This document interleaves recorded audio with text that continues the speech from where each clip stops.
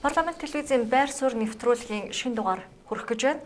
Өнөөдрийн зочноор хүний эрхийн хяналтын төвийн тэргүүн Нацаг Дурж оролцож байна. Бид өнөөдрийн нэвтрүүлгийн сэдвээрээ хадгаламж зээлийн хоршоо гэсэн сэдвээр ярилцах болно. Танд орой мэндийг хүргэе. Баярлалаа.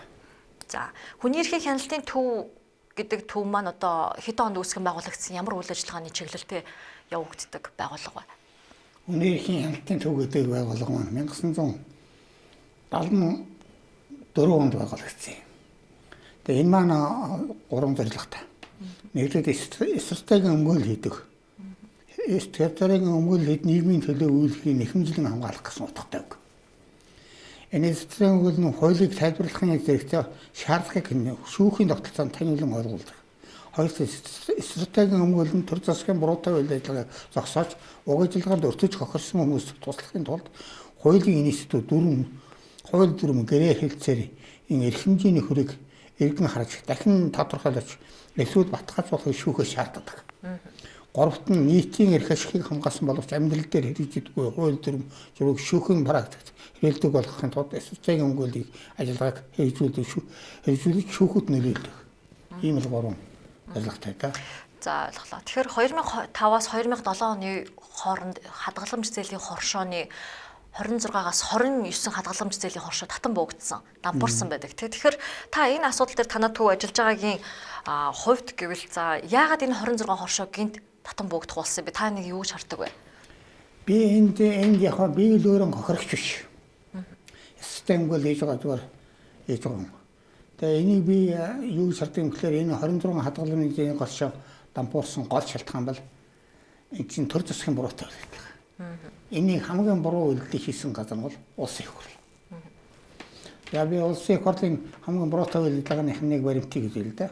Улсын их хурлын 53 дахь тогтоологч бий. 2006 онд дууссан 2003 онд дутлагдсан улсын их хурлын 53 дахь тогтоол. Энэ тогтоолдоор яасан гэвэл энэ тогтоолоор хадгаламж зээлийн хоршооны одоо өнөөгийн байдал түүний төстэй арилцааг нөлөөлөх тухай, нөлөөллийг судах тухай улсын хурлаас хоёр ажлыг хэсэг гаргасан байдаг. Нэг нь Монгол банк татврын газар хоёрын оролцуулсан 48 байцаагч 587 горшин судалгаа хийсэн байдаг. Хяналт судалгаагаар нийт 7 зөрчил илэрсэн байдаг. Энэ дээрд нь энэ хадгаламжийн 587 горшины чинь одоо 41.3% л ажиллаж байна. 50 хэдэн хувийн дампуураас хадгалж алгуулсан байх шүү. Одоо ажиллаж байгаа 41 горшин дампуурлын ирэмтүүлж байгаа. Ийм учраас төр засгаас доор харах хэмжээг авах хэрэгтэй гэж 7 жилийн анхаарал шаардсан байна. 7 толын шаардлагацсан байна. Төр засгийн нэг одоохон хазаар. Гэтэл Монгол Улсын их хурл 2004 оны 5 сарын 8-нд болсон эдийн засгийн байнгын хорооны дараа очир хөөгч тэр гэж байсан. Тэ очир хөө. Тэр хуралдаанаар авчилсан байдлыг үзэхэд энэ хадгаламж зээлийн хоршоо чинь зүгээр нэг сүртэй болно гэж одоо сүйттэй болно гэсэн юм одоохон байхгүй. Тийм ситуац зэрэг. Ер нь сүйттэй болно гэдгийг анхаарч анхаарах хэрэгтэй. Хадгаламж зээлийн хоршоон дээр 25 тэрбум төгрөг хэрэглэж байна да. Энэ чинь аюул өгч байгаа юм тэр. Хоёрдугаар таны сүйттэй болно гэдэг нэг хяналтанд оруулах хэрэгтэй гэж яриад байгаа. За. Тэгээ хяналтанд оруулах гэхлээр яадаг вэ? 2002 он чинь татвар төлөгчид нуудлаа татвар төлөгчдийн хууль гарсан байна. 2002 онд их сайн хууль 850. Гэтэл тэрийг байсаар байдлаа дахиад л энэ чинь одоо энэ хяналтад ихтэй ийм татрын байгууллага юу хяналтын байгууллага байгуулах хэрэгтэй гэж яриад байгаа. Гэхдээ тэр нь одоо юу яриад байгаа юм бүү. Тийм хуулиар зүйлгүй мэдэхгүй. Тэгээд тэрүүн дэрсэн тэгээд жинхэнэ манай хяналт шалгалт хийх газар Монгол банк нь шилжүүлээд одоо татрын газар байсан юм. Монгол банк нь шилжүүлээ. Тэгээд энэ нэгэн байгууллагад чинь татрыг Монгол банк руу шилжүүлчих гэж байна. Яриачуд. Үгүй тэгээд л ерөөсө хуулиа өөрөө өөрсөн зөрчил. Тэгээд энэ нь одоо татрыг Монгол банк шилжүүлээд Монгол банк чи ерөөсө Монгол банкны хамаарат байгаа газраас шалгах гасус татрын газрын юу аж ахуй нэгжүүдэд татрын газрын хяналт хийх ямар ч хуулийн залт байхгүй. Тийм газар аваачаад өнөөх нь хийчих. Аюултай юм байна. Тэгэхээр хүний эрхийн хяналтын төв 2002 онд за хадгаламж зээлийн хоршоодын яг одоо явж байгаа энэ систем буруу байна. Анхаарч хуулаа засаач гэсэн санал хөргүүлж ирсэн байна. 2002 онд миний үе 2002 онд засгийн газар их хурлд санал оруулж байсан. Ерөнхийлөгч хурлд.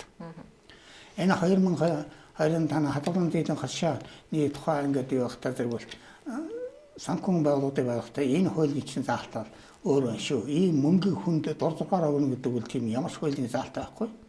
Энэ чинь хадгаламжийн зээлийн гашаа хэрвээ байгуулах юм бол энэ хадгаламжийн зээлийн гашааны хуулийн гарах хэрэгтэй. Энэ хууль чинь ясах хэрэгтэй. Энд сангийн сайд бадархгүй байсан. Яг нэг сургууль л да. Тэгээ бадархгүй байсан. Тэгээд энэ чинь хадгаламжийн зээлийн гашаа тусдаа бие даасан хуультай байх гарах хэрэгтэй гэж бодсон. Хуулийн гаргаагүй. Тэгээд дампарсан. Тэгээд энэний талаар чинь би энэс хойш тэгээд дарамт бичсээр болсон. Ерөнхийдөө их хурлын дараа ерөнхий сайд бичээд байдаг. Хариу өрдөггүй байсан. Хариу өрдөг. Гэтэл 1923 онд Монгол хоёроос том асуудал болсон байна. Нэг том өсөлт хийгээд тэгэл дараа ерөөсөө унсан. Тэр 2003 онд ямар тухай хоршоо үзүүлэх тухай нийгэм хэмжээний хөтөлбөрүүд засгийн газрын 220 дугаар тогтолцоолоор хоршоо үзүүлэх нийгэм хэмжээний хөтөлбөр том хөтөлбөр болсон. Энэнд Монгол улсын ерөнхий сайд инквер номер 1 байсан. Хоёрдугаарт нь хүний эрхийг хангах үнцгийг хөтөлбөр батгах тухай 2003 онд Монгол улсын их хурлын 41-р тогтоолоор хүний эрхийг хангах үнцгийг хөтөлбөр батгасан. Ийм хоёр хөтөлбөр. Энэ хоёр хөтөлбөрийг гарчгаал тэгээд горшоо үзүүлэх хөтөлбөрийг гарсны дараах нь 4 сарын дараа энэ хадгаламжийн горшоо дампуурж эхэлж байхад л үгүй энэний арга хэмжээ авахын оронд чинь үгүй одоо сүлд одоо улсын их хурлын 2004 оны хаврын одоо ээлж чуулганы эдийн засгийн байнгын хорон нэгс чуулганы материал зүйлсэд одоо энэ чинь одоо манай их хурл засгийн газар одоо захиал дараагийн их хурл засгийн газар 8-9 сард хөдөлгөөнд ордог. Энэ үед л одоо байгуулах нь таслан зогсоож болох байсан, боломжтой байсан. Тэгэхээр 2002 онд намрын их баяр ерөнхийлөгч байх үед хоршоодууд ерөнхийдөө өөрөө төлөвлөж эхлүүлж эхэлсэн бахна. Өөрөө яриад байсан. Тийм. Их хурлд. Харамсалтай тийм байна. Тэгээд өөрхөн их хурлын ерөнхийдөө яаж явахдаа хаврын 8-9 сард энэ хэдлийг зохион байгуулаж яах бол эвтийхэн байдаг. Энэ үед их хурл засгийн газрын байгууллагад хөдөлгөөнд ордог учраас энэ үед санхүүгийн зөвшөөрлөөр байгууллагад даалгахад орчихъя гэж байна. Тэгэхээр манай улсын хувьд гэвэл хадгаламж зээлийн хоршоодын хохирогчдын хохирлыг барагдуулах ёстой гэсэн юм шийдвэр гарсан. Тэгэхээр энэ хохирогчдыг хохирлыг нь бүрэн барагдуулж чадсан уу? Ер нь хэдэн хувьтай хохирол барагдуулах ажиллагаа юу? 5292 оны 22 оны 6 тэрбум төгрөг байна. Нийтдээ 8000 хохирогч байснаас 5000 хохирогч үлдчихсэн. 92 үлдчихсэн. За 3000 хүн хохирлоо барагдуулчихсан. 3000 хүн хохирлоо барагдуулчихсан. За тэгээд энэ хохирлыг 5292 хүний чинь би ялгарлан гадуурхсан гэдэг байна. Ялгарлан гадуурхсан. За энэ одоо шүүхийн тогтоол орчаа сүүлд нь их хурлын тогтоол орчаад ингээд байхад одоо хүртэл хохирол барагдаагүй шүү дээ. Гэтэл яг үүндээ хэлэхэд эн чинь улсын их хурл чинь өөрөө энэс чинь бол эрхцэн чадамжтай болчиход байна.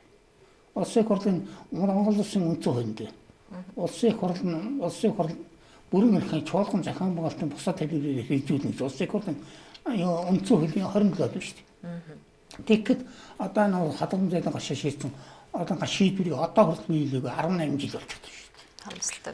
Тэгэхээр энэ их хурл засгийн газрын хууль эрхцэн чадамжгүй их хурл болчиход. Тийм байна. Хохирлоо барагдуу 8000 хохирогчдоос 3000 иргэн нь хохирлоо барагдуулсан гэж ярьж байгаа. Тэгэхээр 3000 иргэд нь бас шудраг бус байдлаар хохирол барагдуулсан гэсэн бас яриа явдаг л та. Тэгэхээр Монгол ард энэ өөрийнхөө намын гишүүд болон намын гишүүдийн хохирлыг барагдуулсан юм байна. Тийм барагдуулсан. 5292 намын гишүүд биш байхгүй. Биш болохоор нь үлдсэн. Тэгээд хамгийн тэгээд бага алхахтаа болсон бага төлөвлөдөг. Тэгээд нөгөөдөх төлчихдөг. Аха. За миний гарт нэгдсэн үндэсний байгууллагын хохирол нөхөн төлөвлөх шийдвэр байна л та монгол хэлээр орчуулсан. Тэгэхээр нэгдсэн үндэсний байгууллагаас ийм захирамж ирсэн байна, шийдвэр ирсэн байна. Иргэдийнхээ хохирлыг өнөөгийн ханшаар нь хохирлыг барагдуулахны шаардлагатай гэж манай засгийн газарт шийдвэр шаардлага хургуулсан байна шүү дээ. Тэгэхэд энэ ажил болж чадсан уу? Одоо ажил болохгүй л одоо болоогүй л одоо байж шүү дээ. Энэ хэдэн онд ирсэн шийдвэр? Аль дээр 85 онд гарсан дотоод байхгүй наа. За 85 оны юм бол одоо хүртэл хийж өгнө шүү дээ Монгол. За. Наадах чинь тэр бүх орнууд жишээ болгоод наач үлдсэн байгаа. Манай улс нэгдсэн үндэсний байгууллагын энэ шийдвэр санамжуудыг зөрчөөд яваад байвал энийг хэрэгжүүлсэн Монгол улсын үндсэн хуулийн 10 дугаар зүйл заасан байна. За. Монгол улс олон улсын гэрээгээр хүлээсэн үргэлж шударгаас ахин байна. Олон улсын гэрээ Монгол улсын нөхцөлд манай хуулиудаас илүү хүчин чадалтай байна. Гэж улсын хурлын Монгол улсын дээчвхэн энэ 2008 онд 9 тогтвол дээч үг наадхаас тайлбарласан. За. Дээч үг энийг Монгол нүүбийн хууль Монгол улсын аль хуулиас илүү дээгүүр хүчин чадалтай байна. Энэ хуулийг хэрэгжүүлж ирж. Монгол улсын дээч үг энийг ч хэрэгжүүлэхгүй байгаа юм. Тэгэхээр нэгдсэн үндэсний байгууллагуудын шаардлагыг хүлээж авахгүй, хуулиудыг хэрэгжүүлэхгүй байхаар манай улсын хүний эрхийн индекс тодорхой түвшинд буурдаг.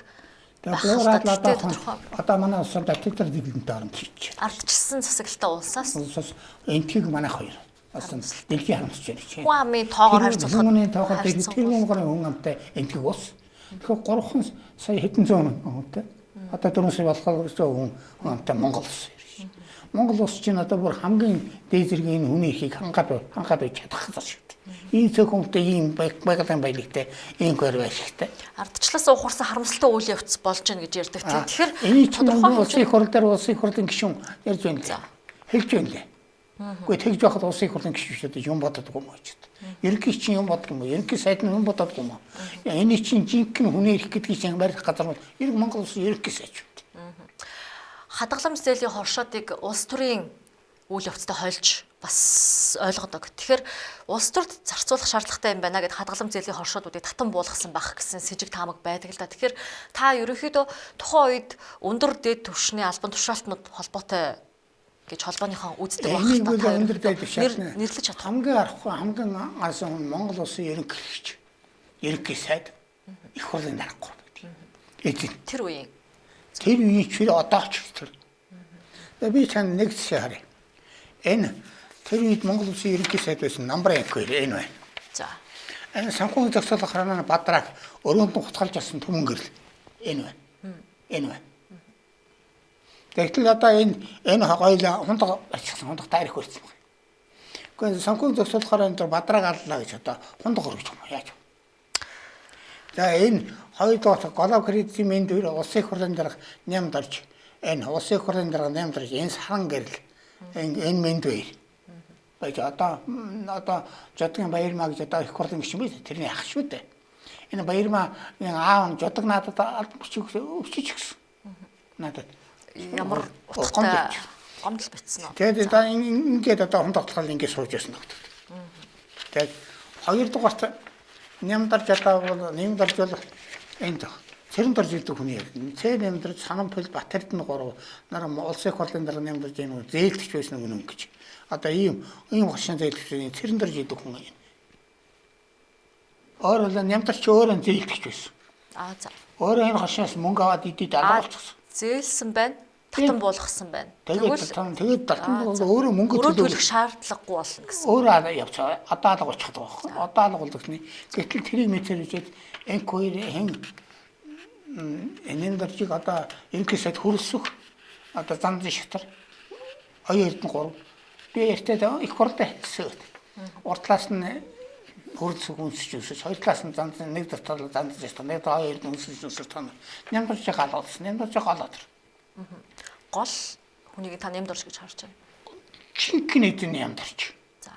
Тэгвэл яг хуулийн байгууллага шалахгүй юм бол жинхэнэ эдэн нямдарч чинь гэдэг чинь сая улсын хурлын чинь одоо энэ 100 хэдэн материал байна л да. Энэ чинь энэ хэдэн материал одоо улсын хурлын чинь энэ 2008 оны чинь хаврын энэ ээлж бол энэ. За. 100 хуудас материал. Протокол нь. За. Энийн дээр харин минер орчихсан байл. За. Энэ дээр ингээд энэ хэлцүүлэг дуусгаар 11 сард байна да Тоя насгад ирж ирсэн эргээд надтай төлөөлөж яваад надтай уулзаж байсан. Би тэрүүд 3 юм хэлсэн.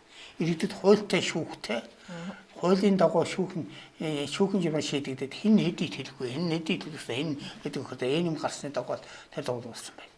Тэгээд шүүхэн шийдвэрүүд газар одоо хуулийн байгууллага манай энэ та нөхөд энэ улсад ажиллаарай гэдэг багт эдний ажиллахны үеийг бүрт тийш яваа.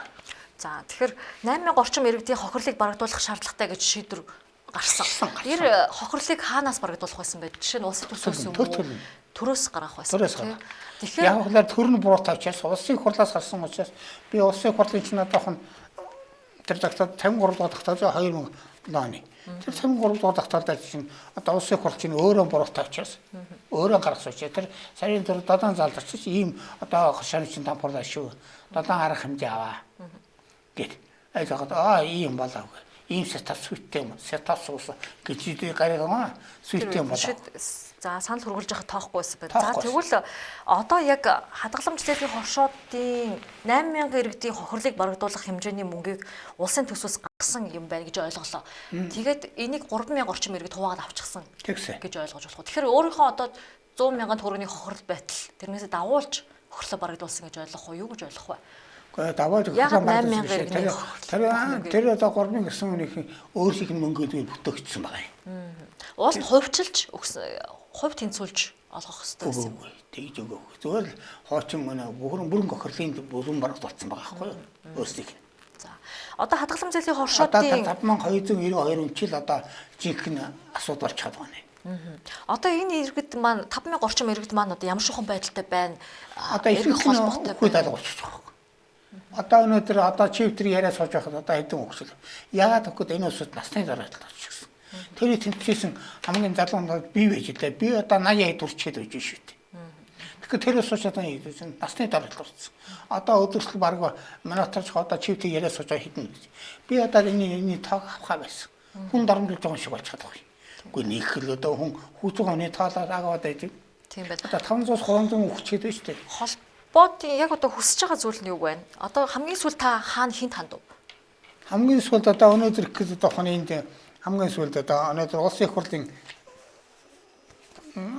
улсын их хурлаас бичиг хэлээд сая одоо энэ асуудал ярихаас болдог. Тэрэн яаж өгөхөд одоо үүнд юм шүүхийн шийдвэр гүйцэтгэх газар одоо энэ асуудал чинь энэ асуудал шийдээд. Гэтэл энэ ямар юм шийдэх шүүхийн шийдвэр гүйцэтгэх өөрийнхөө 1.5 тэрбум төгрөгөөр барагдуулах чадахгүй асуудал. Манай яг энэ хадгалам зээлийн хоршооны битэмжсэн хормоноос нь цагдаагийн байгууллага шүүхийн шийдвэр газар юм хүлээл хийж өгөхдөө 1.5 төгрөг сорчилж аваад иччихсэн. Энэ асуудлын шүүхийн шийдвэр цагдаагийн газар хоёр одоо хоорондоо зардал улсын борхоор дээр 5-6 жил болж. Энийг төлж чадаагүй байгаас чинь энэ төрөл мөнгө гэхгүй энэ ямар юм асуу төлдөг. Худал аргасааж байгаа байхгүй. Өчигдөр засгийн газраас бичигсэн. Хоёр татварын сайд. Татварын сайд нь одоо яах юм тэр алтан гэрэлцийн одоо надад би 4 сарын уртл би загсан дөнгөж анхаагаа захирал орсон. Хариу өгч чадахгүй. Тэр чинь мөнгө байхгүй. Тэгээ дараа сүүлд нь их ерөнхийлөгчийн тамган газраас бичигсэн. Ерөөсөө сүүлийн 2-3 хоногт бичгэл ирээд байдаг дараад байдаг. Тийм байна. Тэгээд иргэн нийлдэв. Энд чинь худал цаг л авчих байхгүй. Ард түмнийг хуурчих гоё. Зүгээр нэг хэдэн тэний хүн энэ юм хэд яадаг. Гохирчлог өвчлөг боловсон бол өвчлөг үлдсэн мөнгөнд бяд иччихээс өөрснөө аваад би өөрснөө аваад идэх гээд байгаа. Одоогийн байдлаар нийтдээ 5000 орчим иргэдийн хохирол нь 5292 5200 орчим иргэдийн хохирол нь дунджаар хэдэн төгрөгийн хохирлыг барагдуулчихвал 25 орчим тэрбум төгрөг. 25.6 тэрбум. 25.6 тэрбум төгрөг чи яасан бол энэ удаа 1.5 тэрбумээс шүүхийн шийдвэр газар дараагийн юм байна. Хоёрдугаар энэс 15 тэрбум төгрөгийг арчсан нам 15 онд засгийн ханаас хөрж байх та. 15 эдийн битэмжсэн хөргөөс нь 15 тэрбум төгрөгийг аваад улсын төсөвт төлж. Хадгалам зээлийн хоршоодын хохирлыг барагдуулах шаардлагатай эзэдийнхээ хөрөнгийг битүүмжилсэн байх үед 15 тэрбум төгрөгийг арчсан намынхан улсын төсвөөр нийлүүлсэн төрийн сан руу оруулсан байна тий. Тэрийг өгөхгүй. Сонгуультай зарцуулсан байж магадгүй гэж та харж байна уу? Тэгээ тэрийг чинь одоо тэгээд тэр тэрбум төгрөгийг чинь төлөвлөх гэж одоо улсын хурлын гишүүн одоо энэ Баян Сэлэнг. Эцэг хадгалам зээлээс өөр одоо тэрийг чинь Баян Сэлэнг Батцаанд баасан хүү төвдөн дорж бурмаа гэсэн ийм том гэсэн ажлын албаны чинь энийг баргалууд гэсэн. Энэ хэдийн улсын хурлаар ардсан намын засгаар хөрж явах хөөцөлтөд төсөл барахгүй. Их хурл 2 дахь гэж оруулаад энийг оруулах. Ингэж л ийдсэн. Тэгээ ер нь энэ чинь бол энэ хоёр нам бол хоёулаа ийдсэн. Хоёулаа энэ Монголд авилгал гэдэг чинь үүссэн. Авилгыг анх болсон хүн бол Намрангүй түүнийг ёстой жинхэнэ залгамжлах завсан хүн бол элүүгт орж. Энэ ягаад гэвэл 2015 онд одоо тараас улсын эдийн шил байгуулах гэж байна. Энэ 115 он Монгол улсад хандаж мэдээлэл гаргасан. 115 он Монгол улсад хандаж мэдээлэл гаргасан байна гэж. Ардсан улс орн 25 жилийн агаар чинь өөрсөндөө оршуулгын хууль баталж. Авилгаад ийц улсуудаа өршөөлөд суулгах тухай хууль гаргачихсан. энэ чинь Монгол ардны алдсан нь Монгол ардын угсаалтанд гуруулаад исэн байгаа шүү дээ. Тийм байна тий. Тийм. 25 жил агаар ийм өөрсөндөн оршуулж хуйлгасан. Энийг дэлхийн 100 гаруй тонн гаргаж манай улсад мэдээлэл гаргаж энийг бойлуулсан шүү. 100 гаруй улс ор Монгол улсад хандаж энэ хууль эргүүлэн татаач авилгалыг за тийм байна. Тэр зоосны алшийлын хуулиар Монгол орн ийм авилгач та нарыг гიშх газар байхгүй л байдаг. 115 орны улсуудаас мэдээлэл ирж байхад огт тоохгүйгээр үргэлжлүүлж хуулиа батлуулах гэж улаарч байсан гэж харж байна. Батлуулах гэж байсан тэр хуулиа батлаагүй. Тэгээ одоо хэдл идээд байгаа байхгүй. За харамсалтай тийм. Энэ чинь бүр Монгол бол цагаан дагчихсан бүр. Гэхдээ ер нь тэгээд нэг юм хэлэхэд аль ч дэлхий дээр ямар ч нам 100 жил болдоггүй юу. 100 жил болсон нам байхгүй. 100 жил бас Монгол ардын намд орчиход. Энэ чинь 100 жил олон шар медаль улсууд өгөөл байсан. 100 жил болох чинь бүр дэндүү ялгархын цагаар ялзраад идэвхин цагаар идэвдэд очигддаг. Тогтолцоо нуруу унах хангалттай хугацаа гэж таамаглаж байгаа тийм. За. Тэгээд одоо тэрийг идэж үсгээ тэрийг хамгаалахад улс зандан шитар оёрдно. Тэгэл одоо зул бөхтөн бадарна гэж монголчууд ярьдаг. Зул бөхтөн бадарна хийж мэдхүү. Зул чинь ингээ яг бөхлөөр нэг том гэрэл гардаг байхгүй. Зарим нь гэрэл гараад тэр зодны цогцны үлдсэн юм бадмалдаг, зарим нь бадуулдаг. Зул бөхтөн бадарна гэчээр одоо нэг их ухаарчсан нэг олон том төсөл хийж үлссэн. Монгол улсыг хөгжүүлэх гэсэн нэг том яриад. Энэ чинь ардын сочхой санал авах гэж хот ухаарч байгаа байхгүй. Ахаал идэх арга гэж. Тэгээд одоо тэр чинь ийм юм том Монгол улс хурагдаад яваад байгаа. Тэгээд хамгийн гол алдаа минь би ингэж 80 хэдтэй өгөн гэж ярьж байхад жинхэнэ одоо таан дээр үгүй энэ залуу эний төлөө жинхэнэ хөдөл дуусах хэрэгтэй хүн ухвал би орноос нь ичээд байгаа байхгүй. Би чинь одоо хүртэл яриаггүй ингэж үзсэн энэ улс нэгдүгээр миний ярих хэрэг чинь 17 жил хаацсан. Жишээ нь яаж хааж вэ? Одоо жишээлбэл энэ одоо улсын их хурлын гишүүн Даваажин хан хувийн наад бичсэн биз үү? Энд 2007 онд. За. Одоо нац өдөр та одоо ингэж одоо энийг өмгөөлж хамгаалаа. Гэсэн. Тэгээд өмгөөлж хамгаалсан. Энэ хан хувийн бичгийг нямдарж яваад нууцчихсан байна. Нямдарж яваад. Өрөөндөөгээд зүгчсэн байна. Энэ хугацаанд танд ямар нэгэн дарамт шахалт ирж ивүү бас тохиролцсон байд юм уу? Худалдан танд бас энэ хугацаанд би одоо энэ зам дээр энэ ярилцлагач би одоо 2 дахь удаа хийж. За. 2000 одоо энэ чинь 2015 13 онд. Хүний их үндэсний хөссөн гişүн. Наран тоя. За. Глобал интернэшнл трансферс байгууллага Монголын.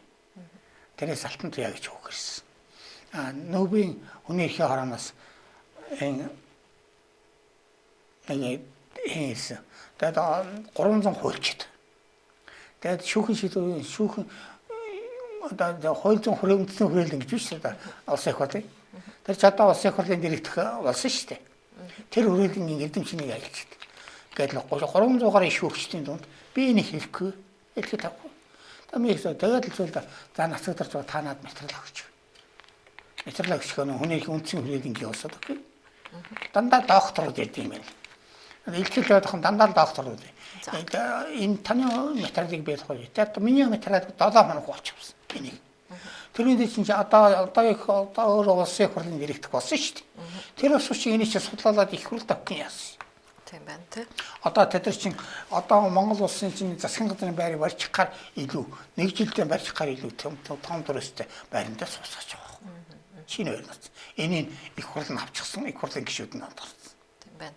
За тэгэхээр 18-аас 20 гаруй жил хөөсөлдсөн маш их баримт бичгүүд болон засгийн газраас ирсэн хариунууд шийдвэрүүд маш их танд байгаа юм байна. Тэгэхээр холбоо нийлээд танаа төв нийлээд олон улсын байгууллагуудад одоо хандвал яа. Олон улсын хүний эрхийг хамгаалах байгууллага. Олон улсын байгууллагууд хандаагүй олон улсын байгууллага энийг сайн мэдэж байгаа байхад гэж одоо би нөбийн дээр итгэн яанаас одоо хамгийн ихэнд найдсан юм аа.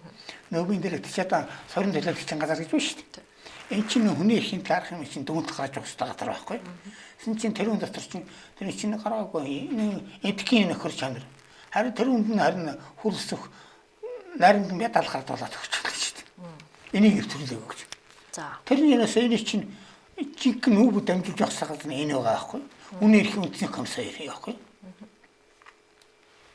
Тийм байна тий. Тийм. Тэгэхээр олон улсын байгууллагад хандвал арай өөрөөр харах болов уу гэж би бодож байна. Дотооддоо бас дарагдаад байгаа юм гэж ойлгоод байна. Одоо энэ чинь хандвал олон улсын байгууллагын хамт хэрэгтэй ирэхгүй л байгаа байхгүй. Тэгээ одоо надад хүн ирэхгүй, тэгээ нөгөөс ирэхгүй, одоо нөгөөд одоо шинэ хүн болсон байгаа.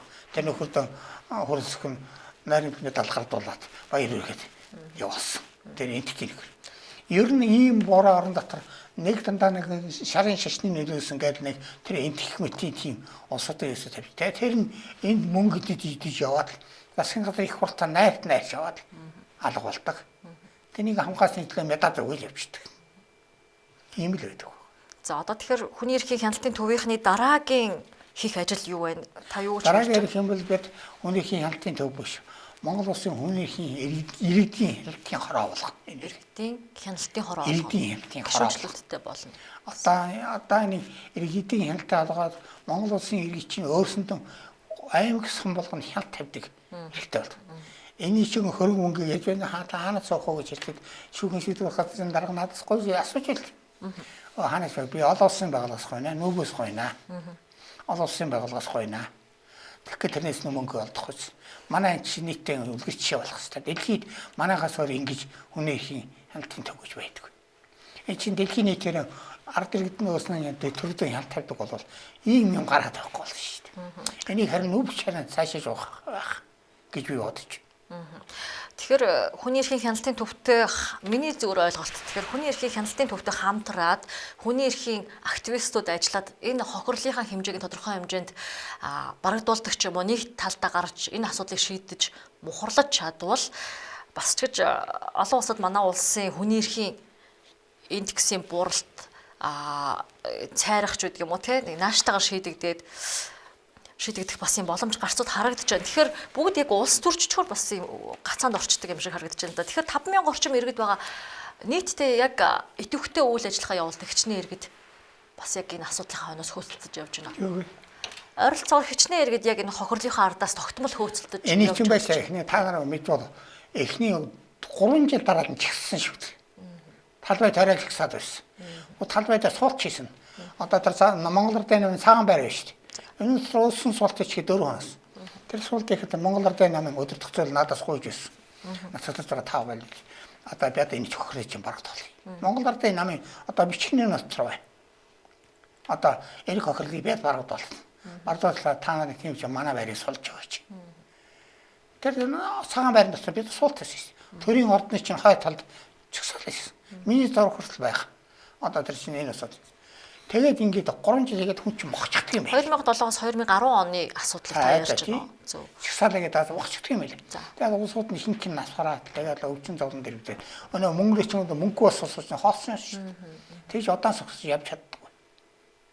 Тэгээд ямар санд өөрийгөө буудаж, ямар санд гэрээс нэвшиж, өөрийгөө боомлж өгөх гоё. Өөрөөсөө өчнөө хүн боомлж өгсөн. Хадгалам зэлийн хоршуудын асуудлыг нэг тийшээ болсон бах, намжсан бах гэж үзчихсэн үгүй юм байна. Тэгэхээр одоо 2025 онд сэтгэл санааны хохирлыг тооцдог болсон. Тэгэхээр та нар олон улсын хохирлыг барагдуулна гэж бодож байгаа. За. Яагаад барагдуулна гэж 25 онд дотор энийг одоо Монгол улсын энэ их олон үндсэн хуулийг төсчөөд одоо нь улсын их хурл засгийн газар хууль улсын их хурл засгийн газар шүү дээ. Энэ чинь өөрснөө нэр өгчсөн болохоос биш. Энэ чинь хуулиар байхгүй. Яагаад хууль ус гэж ярьж байна гэвэл одоо та нараа телевиз харсан байх. Даваагийн ингэж наваагийн цогт дотор гэж. Нөхөр одоо сая телевизээр гараад улсын их хурлын гишүүн. Гэтэл Монгол улсын гишүүн өнөөх чинь хэрэгтэн болгоод шүүхийн тогтоолох чагтааж байна. Улсын хурлын гишүүн цогт батрыг тавьж. Цогт дотор улсын хурлын гишүүн. За. Би их хурлын гишүүн гэдэг үзээд байна шүү дээ. Гэж улсын шүүхээр гэмт хэрэгтэй тогтоогчход байгаа шүү. Иргэн улсын хурлын гишүүн га үгийг үүсгэж өөрөө за би бодоод энэ залуу хүн ямар их салаатай юм бэ. Өөрийгөө гохрохсод нь өрөөл устгаан арчсан намынхнаас гохрооцглоо шүү дээ. Монгол улсын сонгуулийн тухай хэлнэ би. Монголын сонгуулийн эрх үеийн сонгуулиураас даар цачвэ гэдэг. Нэгдүгürt нь сонгуулийн тухай хуулийн чинь 28-2-т нь сонгуулиуд намын хэсэгт нь бас дэргэд нь Монгол улсын үндсэн хуулийг зөрчсөн бол нийт иргэн тэрх шүүд нийтийн эгүүл нь татна гэж үүдэг. Бүх шүдэг эгүүл нь татна гэж үүдэг. Тэгэхээр тэр бүх гişүүдийг үл натах юм өөрөө хийж байгаа. Хоёрдугаар Монгол Ардын нам ягаад энэ дээр бол Монгол Ардын нам чинь өөрөө бас ийм олон хүнд өртөө байж байгаа л өргүйгээд л одоо их хурд гарч чаддаг байна. Тэгээд бас нэг хүн алж чад. Арс намын нэг гişүнийг додож алж чад. Дотгосор ингээд Сонгуулийн үйл явцыг та ярьж байна. Сонгуулийн үйл явц. Тэгээд их хурд гарч чад. Эдгээр дандаа хууль бас өөрснөө хууль сар байгуулах чадвар. Тэгээ энийг мэдэхгүй яриад цоцдог. Би энэ нэрийн ямар осчор тавсад юм их болсон гэдэг. Би бүр гайхдаг. 80 гарсан юм уу өвгнөөс 7 ондор. Тэтгэврийн өвгнөөс 7 ондор ийм юм барьж авч байгаа. Тэгээд ичшгүй үзээд байна шүү. Тийм байна. Гэхдээ тэр олон залуусаа за тойгоор сонгосон тэр гişүүдүүд хэрэггүй. Тэрвэл тэр зөвхөн Монгол Ардын нам ардсан намын шалгалсан авилгач. Энэ бол баттай. Тэр шинэ гişүүдийн чинь үгийн тандаад урдан суучгаад байхад тэр.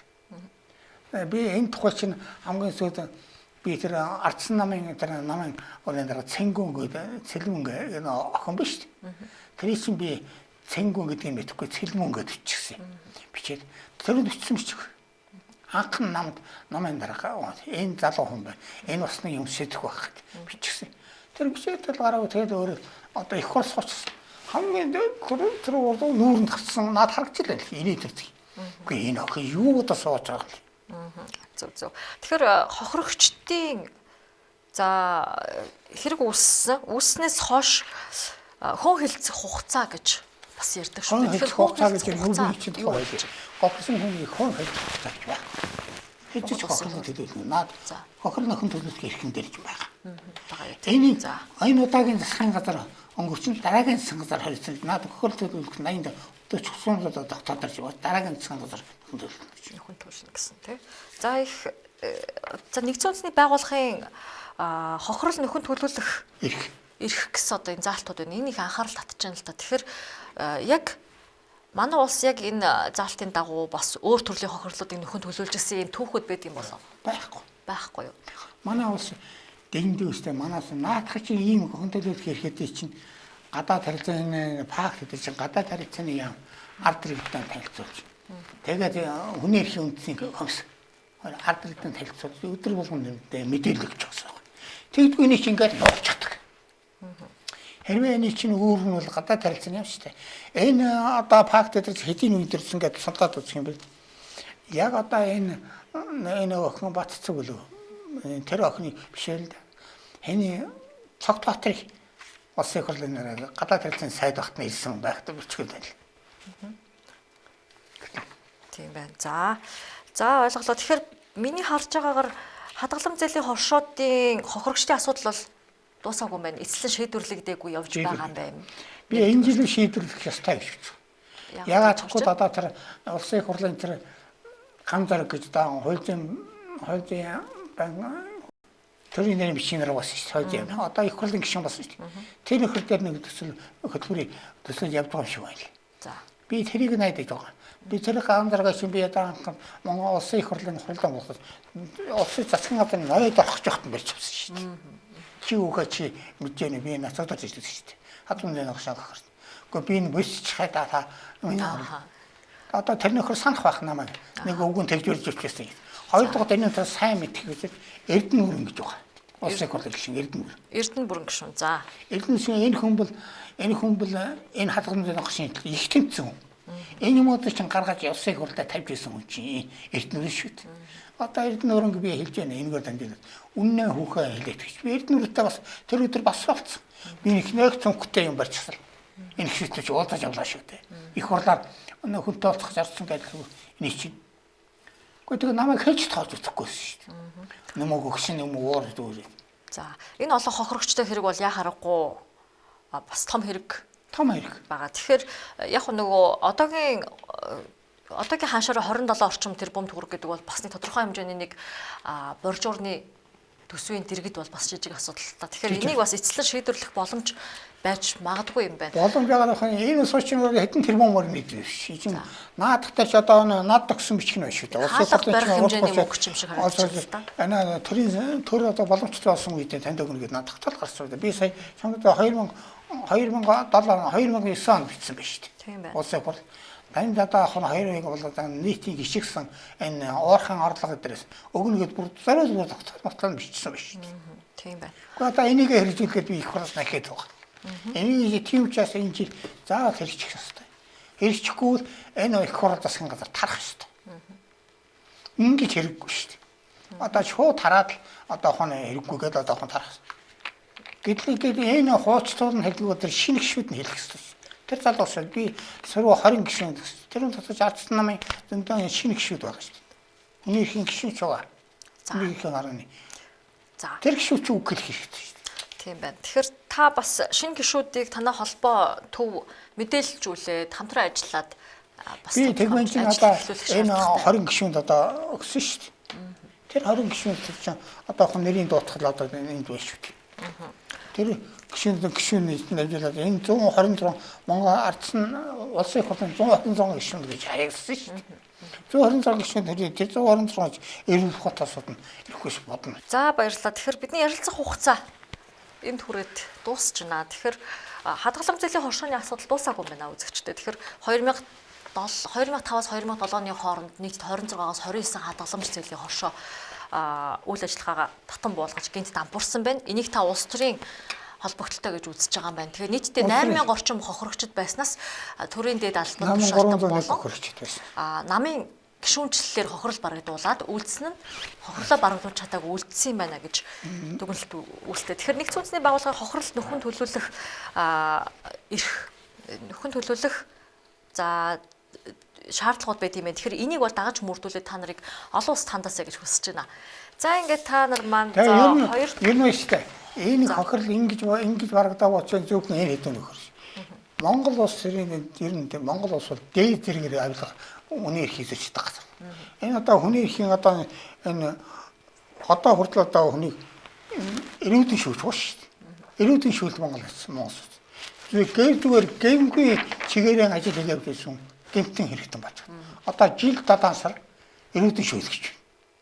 Эрүүдэн шүүлгэх тухай энэ баримт одоо энэ Хөвсгөл аймгийн гал одод хүн Хөвсгөл аймгийн гал одод хүний над бичсэн өргөдөл. за Энэ өөрийнх нь дүү Батлав гэж одоо Батлавгтай хог зөвхөн зүгээр машинаар хайлт ачаа хүрэх гэж яваад ард нь явсан улсууд одоо Монгол ард энэ мэл гişүүн биш л дээ. Одоо их л хөрөнгөтэй усаж.